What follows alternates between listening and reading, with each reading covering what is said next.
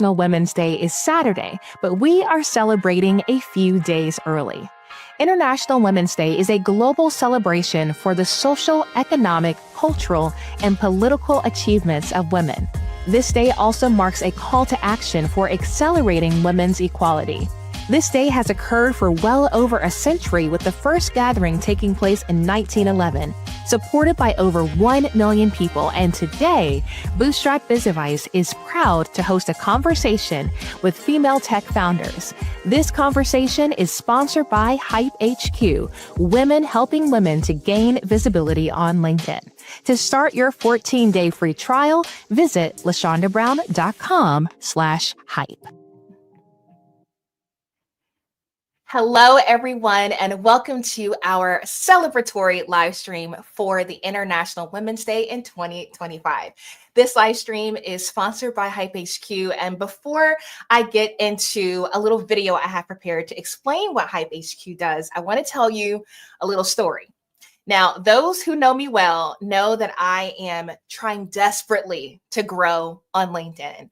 And so I was looking for options. I'm like, how can I start to grow my presence on this platform when it's been pretty dormant for years? I have been an entrepreneur since I was in my senior year of college. And so my LinkedIn profile was just like a baby resume and maybe a current headshot of me. And what I realized is that there was actually a community dedicated to helping amplify women on LinkedIn. And I was like, okay, this is perfect. So I love being an early adopter of platforms. So I went in and I signed up. I signed up for my free trial. I'm like, I will beta test, I will support, I will do all the things. Come to find out, I was one of the first beta testers for this program, and I have been rocking with this community ever since.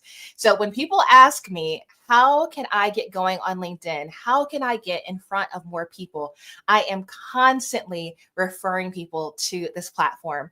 So I was so excited when I found out that Polina was interested in sponsoring this live stream, because it is the literal perfect fit. Women celebrating women, women supporting women, match made in heaven. So first and foremost, I want to make sure that you like this live stream so that you can help this get in front of more people on YouTube specifically. If you're watching this on LinkedIn, don't forget you can engage there as well. But I want to tell you a little bit more about Hype HQ before I bring up the founder.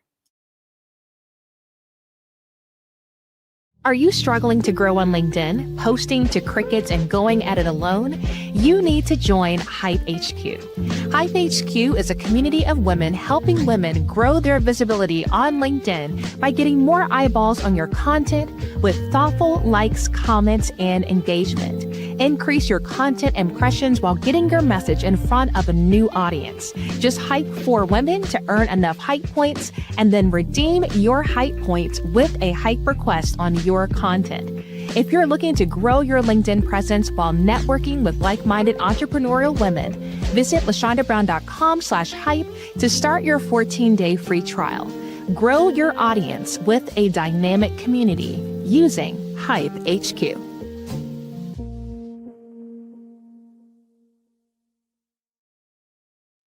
So if you would like to give Hype a try, I want to make sure you have this link now. If you stay to the end, we have a special promo that's actually going to give you your first month free. So incentive for you to stay tuned for that special code when you check out, but you can always go to LaShondaBrown.com/hype to let Polina know that I sent you. So now that we have hyped up Hype, I want to tell you more about the founder. So in just a second, I'll be bringing up Polina. And if you have questions for her, you can always drop them in the chat. We will address those at the end.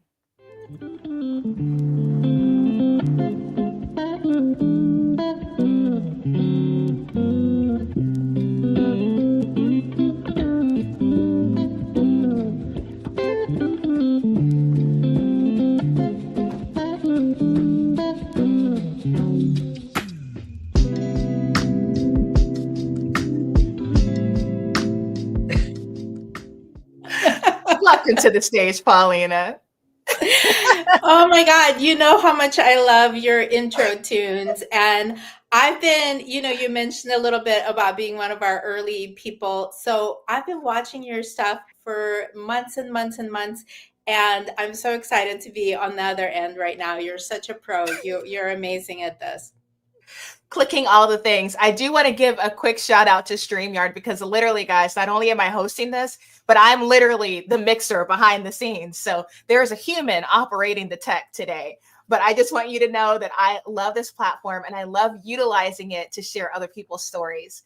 So, Polina, I am so excited to hear the behind the scenes of how did you come up with the idea for Hype HQ? Thank you. First of all, thank you so much. Thank you for your support and for letting me be part of this. International Women's Day is just such a big deal to me. Personally, it's a holiday I really connect with and always have. And so I'm just super, super excited to be here, and happy Women's Day to everyone and these other amazing founders that you're going to hear from. Okay, how did I come up with the idea? I think what I want to say first is that unlike you've been an entrepreneur since, high school.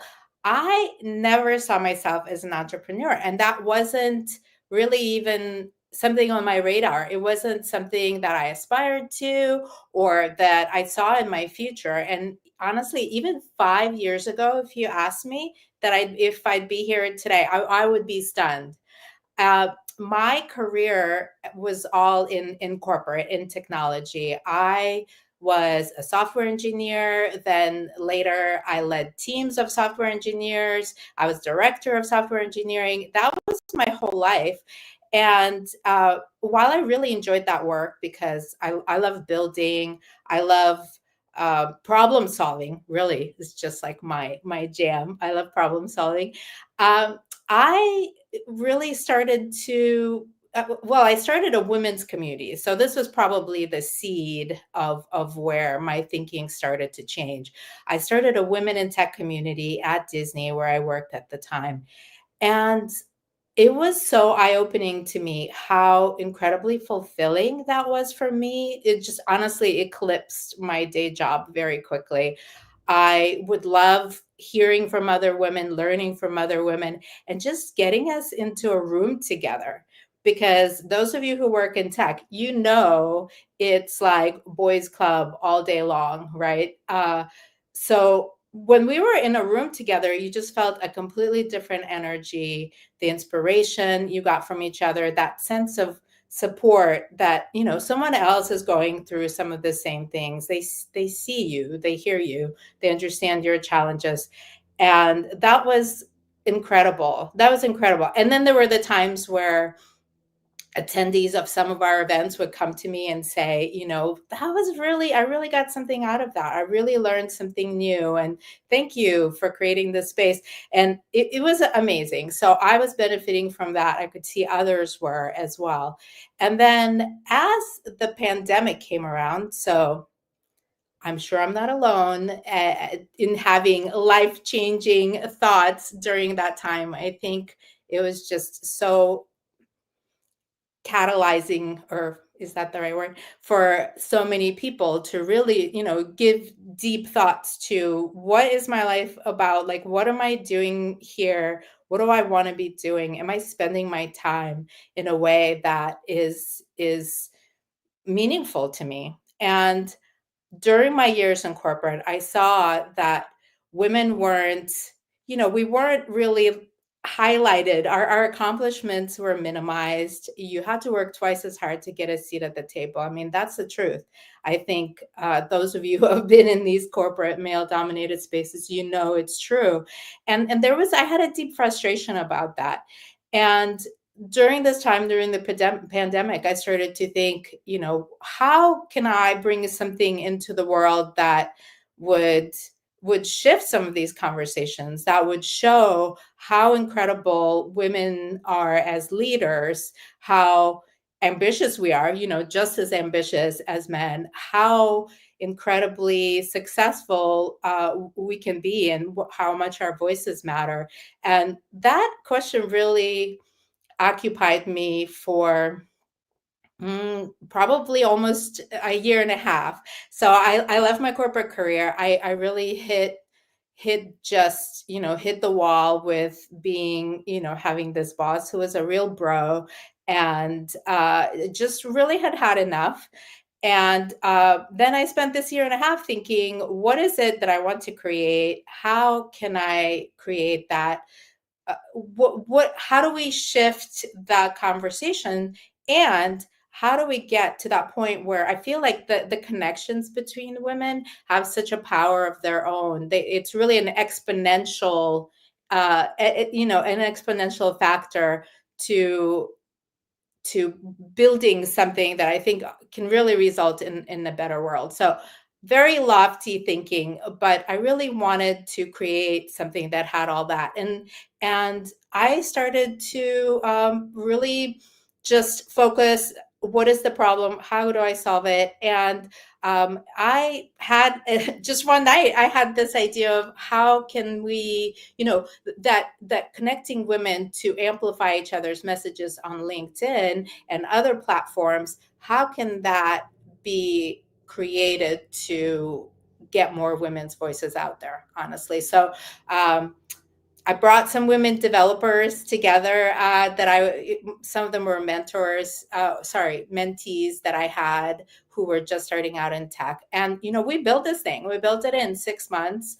I started out with the beta testing middle of last April 24. And literally, LaShonda, I think you were like the number 3 user in the platform, which was amazing. I still wish I knew exactly how I found out about it. I feel like it was LinkedIn, but when I tell you, like, I clicked so fast because I felt an overwhelming sense of support just waiting. And I'm like, oh, this is exactly what I was looking for. So I hope that helped validate the product right away for you guys. It did. And like you said, you've been so great in bringing in other women, because I know your audience really trusts you. I know that what you have set up is, you're like this voice of, I'm here helping you with your business, your content.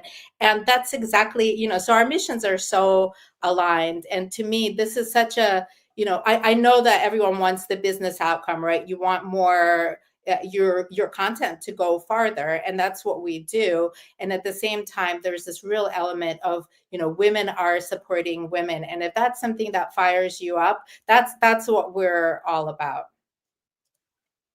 I love that. Now here is hype in action. Okay. So I pitched this idea to Polina for us to do this roundtable to celebrate International Women's Day. And I was like, okay, Polina, I've got somebody to bring to the table. Who would you like to hype up on the live stream? So that is how I met our next founder. So I can already say that Hype HQ is not only just connecting people on social media, but it's also creating collaborations. So I'm going to go ahead and give our next founder an opportunity to share her story next. But thank you so much, Polina, for sharing the history behind Hype HQ. Thank you. All right, my friend, we will see you later. And up next, we have Twama. Let me get the music going, and I'm going to bring her up from backstage.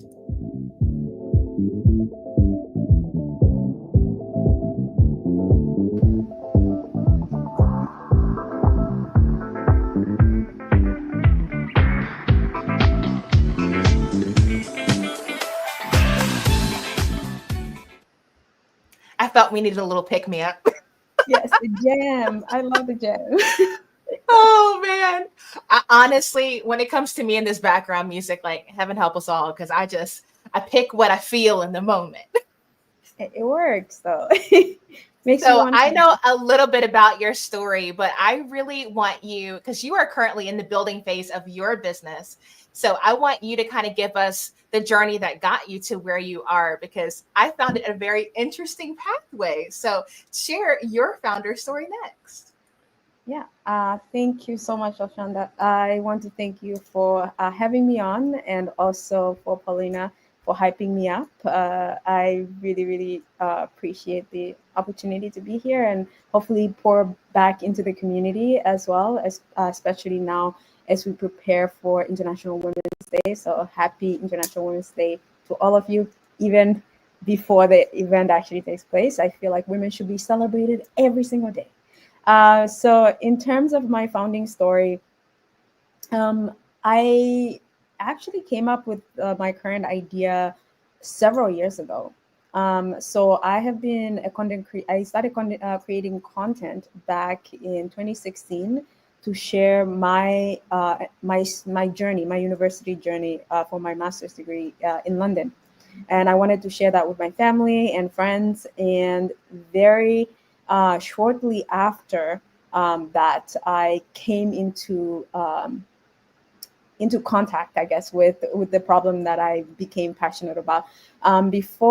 Before that, though, I think it's always helps to start from slightly from the beginning, and I won't go too deep into that. But I initially started off. I would say I've always been an entrepreneur most of my life. I didn't call it that, but I remember my first business was in would be considered high school in my country, but middle school here in the U.S. So that was back in 8th grade. And I started a small, tiny business selling different sweets and products that did so well that the principal shut it down. And ultimately, I moved that to my house. And for security reason, because it was doing so well, my aunt was like, "No, this is not secure to have random strangers coming to the house to buy products." So, all that to say, I've always been very passionate about solving problems. So as a creator, I've been a nano creator for several years, to be exact. When I started creating content in London, around January of 2017, I realized that if I wanted to monetize the audience outside of the social media platforms, because most creators don't make most of their living from like the social media platforms themselves, they have to come up with ways to monetize their audience outside of that, let's say selling a course or creating a store, etc.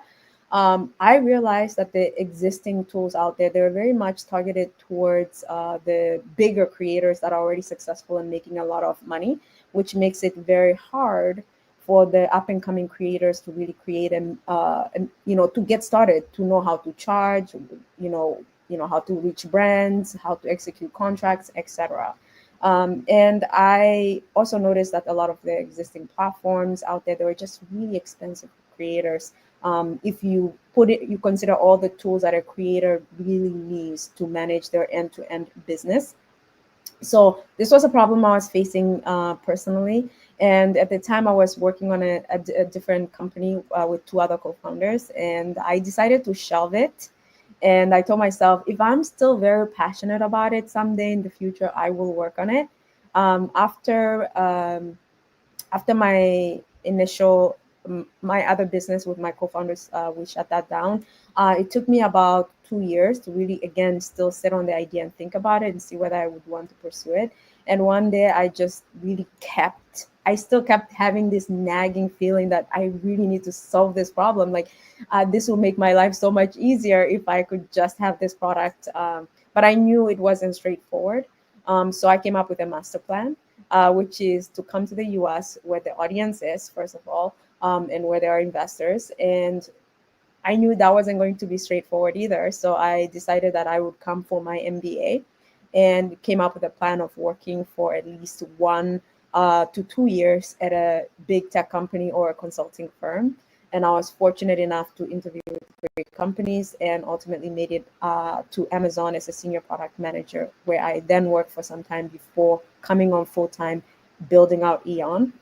Since then, we launched officially in 2023, and bootstrapped the business. And I think that was very helpful to understand how the costs in the business are, and to understand better how I can structure the business for when we do start raising.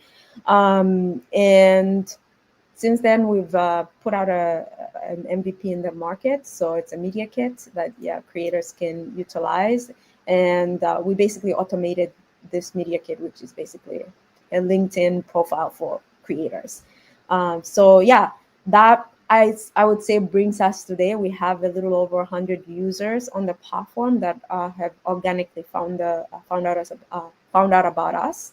And I've been trying to build community to help educate people, not just creators, but industry people, marketers, to understand the value of influencer marketing, the value of working with content creators as a way to boost their business, and really to try and find ways for them to take value in that and hire more creators. So yeah, I would say that's in the nutshell how I got started and how I got to where I am today. I will say you have one of the most methodical founder stories ever. When I tell you my path to being an entrepreneur, very wavy, but I love how strategic you were. You're like, okay, so I'm going to move to America. Then I'm going to get the MBA. And then I'm going to work for a big brand. And then I'm going to leave said brand and build my own brand. I love that. So I just want to celebrate the fact that you did have a master plan. And I think for so many of us, you know, some of us are the planners and can see it all from the beginning, and others of us find our way along the journey. But both paths are valid. And I love how you are taking step by step to build on your brand, to not try to go from 0 to 100 overnight. And I just think that that's a huge testament to your patience and your resilience. So I'm just so glad I know this now. So I'm going to pick your brain some more. So don't you worry. Thank you. You're so welcome. Well, we have one more founder to bring to the table. And so in the spirit of hyping each other up, I realized that Polina and Tayler needed to know each other. So Tayler actually sponsored this live stream last year and helped me to see how much I love roundtables. So as things were going on, I was like, okay, now that I've worked with NG and I've worked with Hype HQ, these ladies need to meet each other. So our last founder that I'm going to bring up to the stage is Tayler, the founder of NG. And I think we need some fun music for her too. So here we go.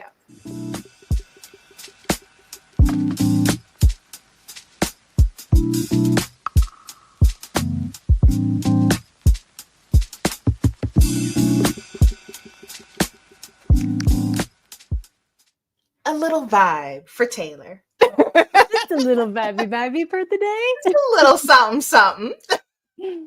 Well, my friend, I told you in email, I was like, I feel like this is our like reunion, right? So I remember how you talked about NG last year, and NG's not a baby anymore. NG's had a birthday and things have expanded and grown. So I think some folks have heard about NG because we've partnered in the past, but I would love for you to take your founder's story from maybe what started NG to where things have progressed maybe since last year. Because I think that would be a really fun thing to kind of do a look back, if you will.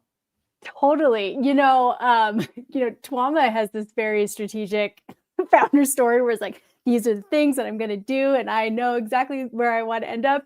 And my story is like the exact opposite. LaShonda, I think you and I, it's a wavy, twisty, turny. Hi, I'm an entrepreneur now and a startup founder. But I launched NG with my husband and one other co-founder in May of 2023. So like you said, we're not a baby. We're like entering our terrible twos, I guess, but I'm hoping that it's not going to be terrible. And we spent 2.5 years building NG behind the scenes before we got to launch day.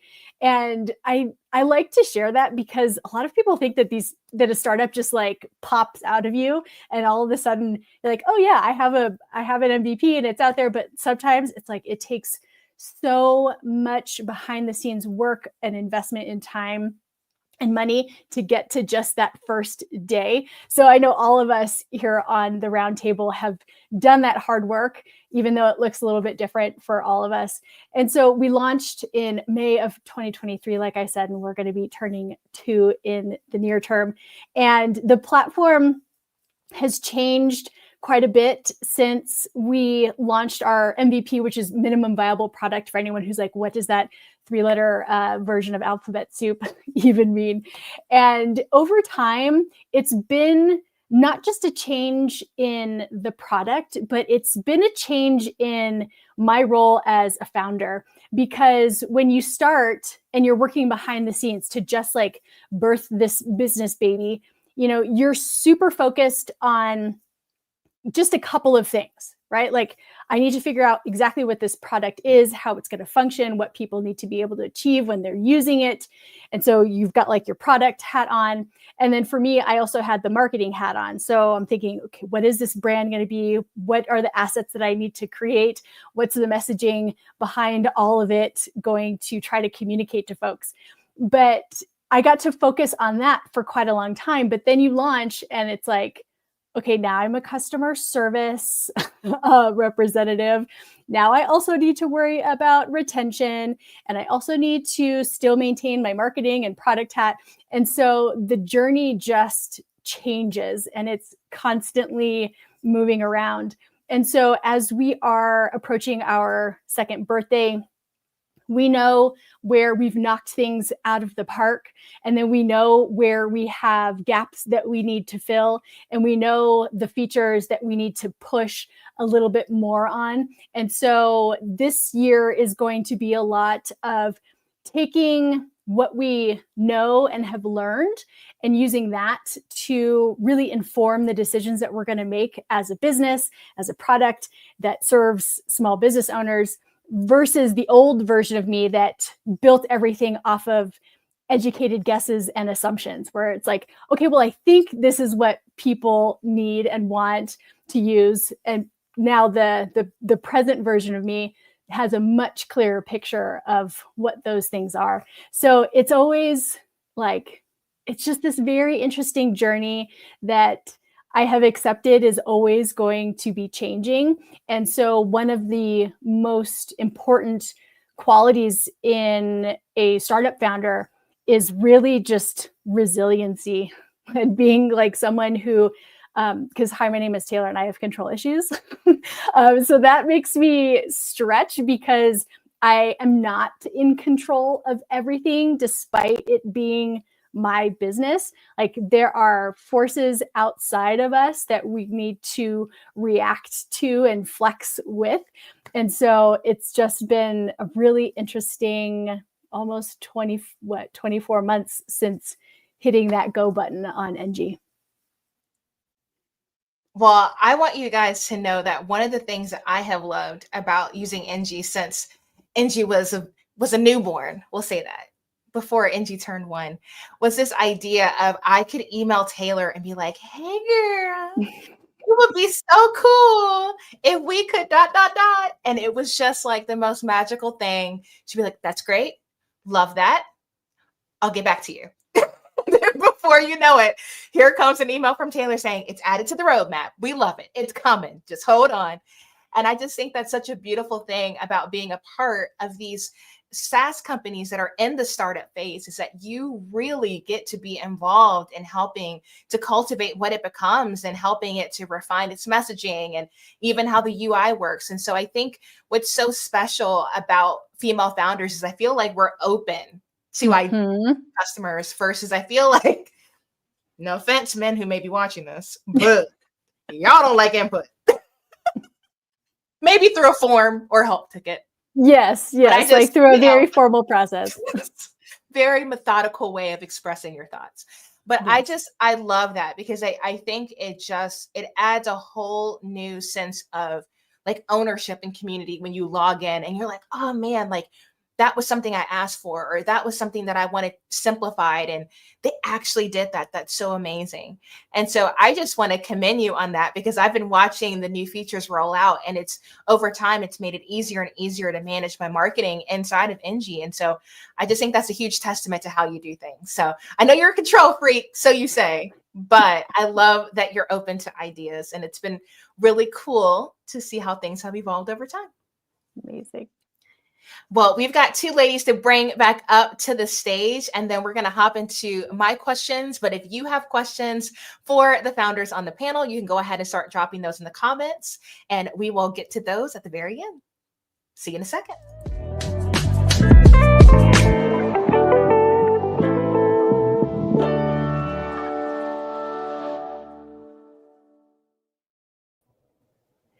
And we're back. We're all here. I love this. So I have individual questions for all of you. You've been prepped, so I'm excited to hear what you have to say. So we're going to get started with Polina. Paulina, my question to you is, how does Hype HQ make marketing on LinkedIn so much more effective? Yeah, thank you. Thanks for that.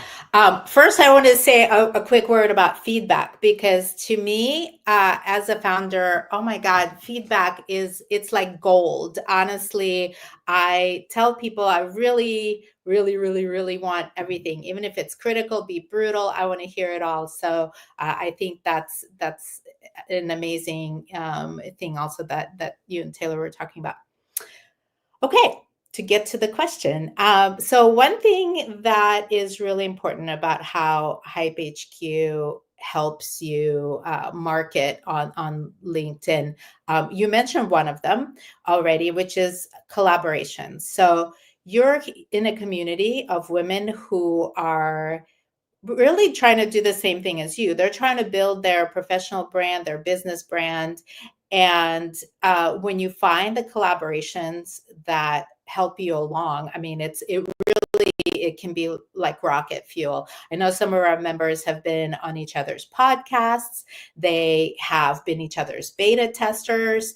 So all the things they've done sort of joint ventures and co-promotions for events. So this is something that I think is kind of like almost like a hidden benefit, which you brought up.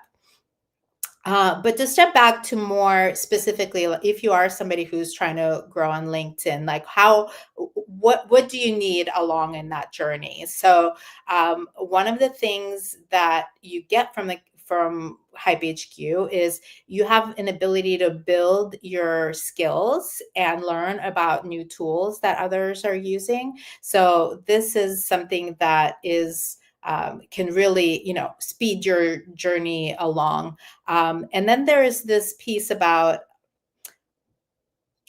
what I find is that a lot of women, and I'm sure men as well, who want to grow on LinkedIn, who want to be visible, they actually have a lot of these fears that hold them back, and very common fears about, am I enough of an expert, things like that. So when you're in a community where others are inspiring you, are supporting you, and when you start with that trial and error, which is, it's really hard to find your voice, to, get to where, you're clear on what you're talking about. Your biggest fear is that you're going to post your crickets. Like we said, that you're going to put yourself out there and no one's going to respond. And the key benefit of Hype HQ is that you will always, and this is like a guarantee, you will always get engagement. You will always get quality engagement. So not someone saying like, yay, you, but really digging into what your message is and connecting with your message, really giving you that quality engagement. And that really helps you get featured to more of your own audience and then other people's audiences. So it really increases your impressions. And that's I want to say that again, that's really the key benefit. And then all of these sort of community support and almost, sort of additional benefits, bonuses are the other things I mentioned, like collaborations and learning skills and strategies, and just having someone help you get past your fears and your concerns.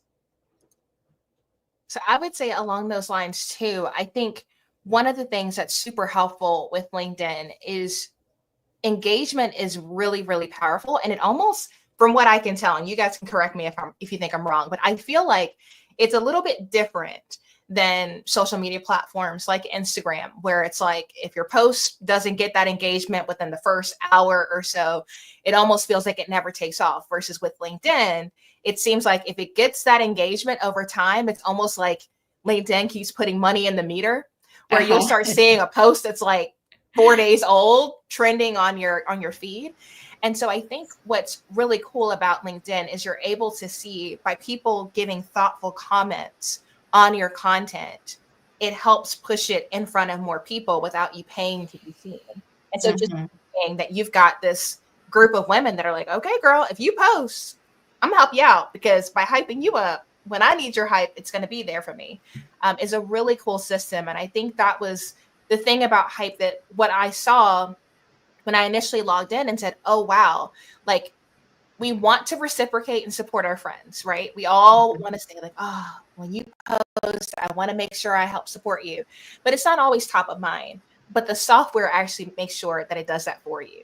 It keeps a tally of, okay, who posted and what did they share and what are they hoping for? Are they hoping for likes? Are they hoping for comments? Are they hoping for shares or tags? And so you know that there is a system set aside, not only for you to get support, but for you to amplify other people, which will also help grow your LinkedIn. And so I think that's a really powerful combination because LinkedIn honors both. If you're just posting all the time and you never engage with anybody else's page, it doesn't help you. And so most LinkedIn experts are going to tell you that there needs to be a balance between you posting and you supporting others. So this does the work for you, which I really like. I couldn't have said it better myself, LaShonda. You've definitely summarized it just perfectly. Mwah. Happy to do it. Happy to do it. I had this conversation with a really sweet writer in India this morning, my time, night her time. And she was just saying, you know, how do you think nano influencers like Twama was saying, or micro influencers can help support SaaS brands? And so I think it's a really interesting combo having, you know, the two of us as creators on this roundtable, because, you know, you and Tayler, you know, you're building your products, but we might see something in your product that you might never see, you know, as the user. And so creators help fill that gap to help connect people with the products. So I just love how we can all work together to grow online. So synergies. Love it. Love it. Now, Twama, speaking of creators, I want to know specifically, I know you're in your, you know, your MVP phase, you've got your first 100 users, but how are you currently helping creators achieve more success online?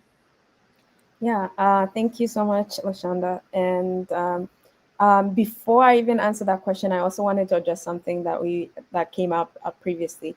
I know that when I talked about my plan to build Eon in the US, it kind of sounded like a master plan, and it was a master plan in some cases. But that I want to let women out there know that this came as a result of me having tried many things and failed. So it came from experience.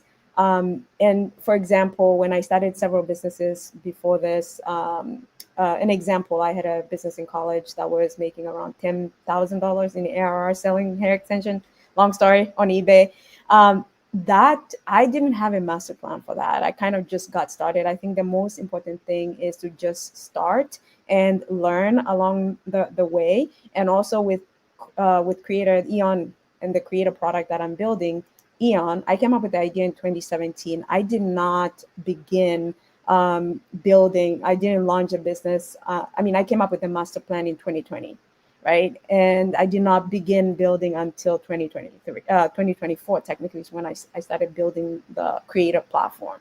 So just to know, it's okay for you to take time. And to answer the question in terms of how we're supporting creators, so with the launch of our platform, for example, we've, as I mentioned previously, the platform is currently called Creator, but we're in the process of changing that. So it's basically Creator without the O.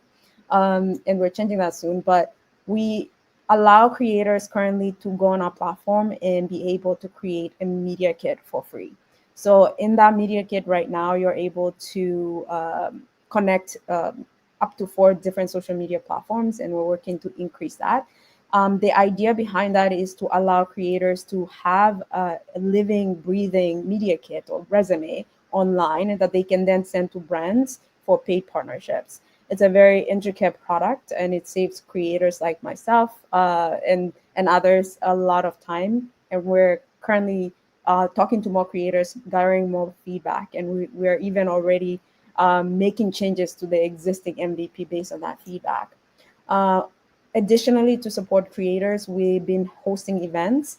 So we started last year hosting events. We usually alternate between events that are just for influencers and events that are meant to connect influencers to businesses that want to hire influencers in the Seattle area. So those events are meant to be educational, again, to show the value of influencer marketing, but at the same time to help creators be more successful, especially nano micro influencers. So we bring in, for the influencers, we may bring in a speaker who has successfully, had build a business. So, for example, one of our events, we had an influencer that had made over $300,000 in a year, and another speaker who was a micro influencer who has made about $44,000 a year from content creation, and then have them talk about how they went about doing that, how they reached out to brands, how they executed contracts, and things like that. And then on the opposite front, we had an event where we brought an influencer marketing manager that works for Neutrogena to come in and and talk about her experience in working with influencers and what they look for. And all of this information is pouring back into the community, because oftentimes this is not information that is readily available. We had an event recently, had a great turnout. We had about 75 influencers and a couple of other people that were not specifically influencers. But that's a great thing. And now we're working on another event coming up that is meant to be much bigger. We're getting marketing leaders and influencers in the same room for the same purpose, again, to educate and to help influencers connect and hopefully get hired through these events by creating a meaningful connection with people that are in the position to make decisions to hire them. So I just picked up on something that I'm like, oh, I love like when you guys talk, I'm like behind the scenes going like, okay, how can I knit us together? And what I've realized is that we all have understood that although we can be involved with technology products, we all can leverage events in different ways to help engage our community and provide even more value. And it's very interesting that we all have different approaches to doing it, but as a strategy, we all have benefited from that mindset. And so I think that kind of goes back to what's happening on social media and just on the internet in general. Like, do not underestimate the fact that people crave a sense of belonging and community. And so even if you create a software product that's very much available 24/7, you don't have to be there, and that's a huge benefit to the platform, people still want to engage with you. And social media is awesome, but there is so much value in both in-person and virtual events. So it's just interesting to hear, because we do that in my membership and bringing in subject matter experts and having our coaching calls, doing pop-up open office hours. And so I'm realizing, I'm like, we all seem to understand in our heart of hearts that we can bring even more value by hosting these specific events and bringing people in. So no matter what you're doing in your business, it seems to be that's a very helpful strategy. So write that down and figure out how you can maybe implement that in the next quarter. So Tayler, I have a question for you. How does NG help online business owners develop and maintain successful marketing strategies? So before I get into how we do that, I want to talk about kind of like the elephant in the room, which is the big mistakes that people make with their marketing, especially as small business owners, because that's the community that we serve. So the two big mistakes that I see time and time again are folks putting all of their marketing eggs into one basket, usually said Instagram or referral basket. And then the other mistake is not having a documented strategy, like basically just having a list of tasks, or thinking that like, oh, well, I have a general idea of what I want to do, but it lives in your head and it's really non-transferable. And the reason that these are problems is because basically, I think a lot of us are like currently experiencing this, is that we run our businesses on ground that is always shifting. And because the spaces that we are trying to build our businesses in are always changing, if we have all of our eggs in one marketing basket, that means that when something becomes less effective or just ineffective, that we have nothing to lean into. We have no other lever to pull, to use a little bit of marketing jargon, right? Like we always want to have levers that we can pull when things start to not work as well as they did in the past. And so that's like not a super great place to be in when you just find yourself with like your proverbial pants down. You're like, I have nothing that I could do to fix this problem, this marketing problem that I have. And the not having a documented strategy is also a really big problem because basically it forces you to have to make really big decisions every time you sit down to do even a simple marketing task because you haven't made that decision already. And so you can't just be in like execution mode, doer mode. You have to always have your CEO level hat on. And so it just complicates the process. And a complicated process is something that people will just opt out of doing, right? Like we don't like doing hard things, but we can do simple things. So I know that the concept of a marketing strategy seems really abstract and nebulous and like, what even is that? And so I like to help people understand what a simple marketing strategy is. And that's what NG really helps you build. And a marketing strategy is essentially your plan that outlines what you're going to do to make sure that people know you exist. And it includes goals, marketing channels, customer personas, and then your tasks. And back in the days when my only entrepreneurial hat was small business marketing consultant, when my clients would hire me to create a marketing strategy for them, I would literally spend days just staring at the blank space above my computer and thinking deeply about their business, what it is that they needed to do from a strategic standpoint, and then how to actually implement that. But what NG does is it lets you do that in 5 minutes because we created our own version of an artificial intelligence that allowed me to take all of the things in my head and how I would make decisions based on the information that I would get from clients. And we turned that into NG's marketing strategy generator. So really, there's no excuse for anyone to be like flying by the seat of their pants anymore, because you can have the guide, like the guardrails, the lane that you're going to drive in defined. And that means that the big decisions are made for you and you can just do the thing. And that's super, super helpful because it puts you at a place where you don't have to wake up and wing it every day. But in addition to NG making it the easiest as it can be for you to get a marketing strategy, how do I want to say this? Like a marketing strategy is worth nothing to you unless you do the marketing strategy. And so what NG does is it takes that strategy and the tasks that it is recommending you do in order to reach your goals, and it automatically organizes those tasks on your calendar on the day that you said, hey, this is my marketing day, and spaced out based on how much time you said you have to actually do your marketing.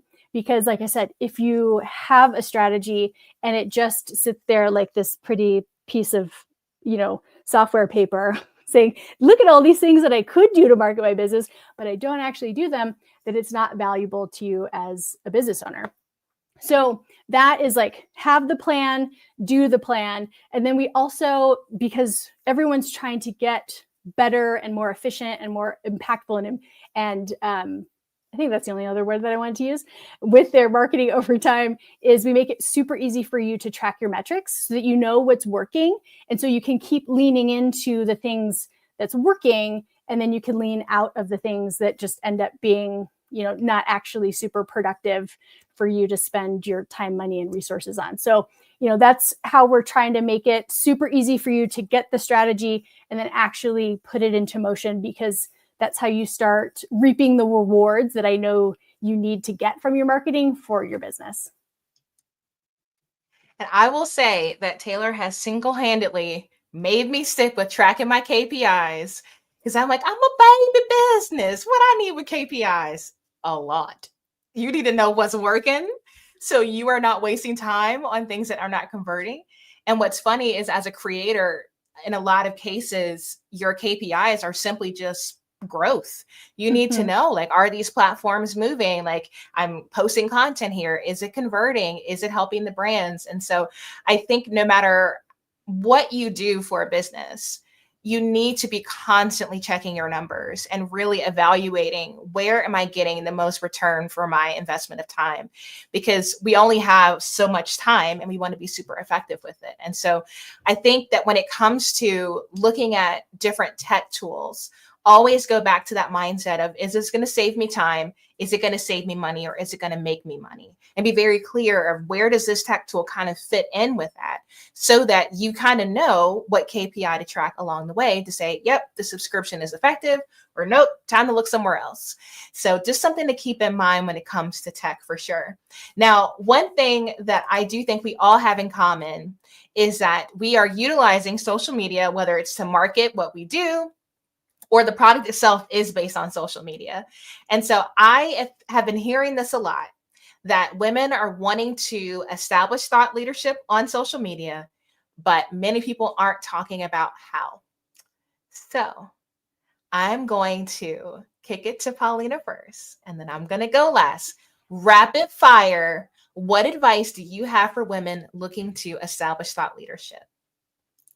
Love it. Yeah, I think first of all, I want to really say, hey, if you're hesitating, if you're thinking like, maybe I'm not enough of an expert, or who am I to establish thought leadership, understand that your experience, your learnings are valuable to someone else. So take that leap and just do it. Just start doing it. But the biggest advice is all about consistency, right? So you really need to be consistent. And sometimes it's hard because you might not be seeing the results that you want, or you're like, oh, what I'm saying is just falling on deaf ears, or deaf ears. So don't think like that. And this is why a community like Hype HQ is so important. So to me, having accountability partners, which someone mentioned in the chat, accountability is really key, so you can stay consistent. And a community or an accountability buddy or Hype HQ as a community can really help you be accountable, to stay consistent, and to really get your voice out there. All right, I guess I am up next. So I would say I would piggyback on what Polina has said, and I especially, quick note, really been enjoying Polina's recent LinkedIn posts with videos, just giving women advice, also just giving really insightful information that is very helpful to other founders, but also women. I think just doing things like that, it doesn't have to be a video, can really help you reach a broader audience. I would agree that similar to what Polina says, you shouldn't really overthink it. I think the idea is just to get started. Just get started, write something ideally about the space that you're in, and just keep being consistently post content so that people know to expect content from you. But also it helps with the algorithm as well. And even if you don't get immediate results from it, it may come up later on. Most people, most social media platforms, their algorithms are so different and so unique that sometimes something you've posted like a week or two ago will start again being popular or being discovered, I don't know, a month later or 4 weeks later. So just get started. And when you do get started, stay consistent.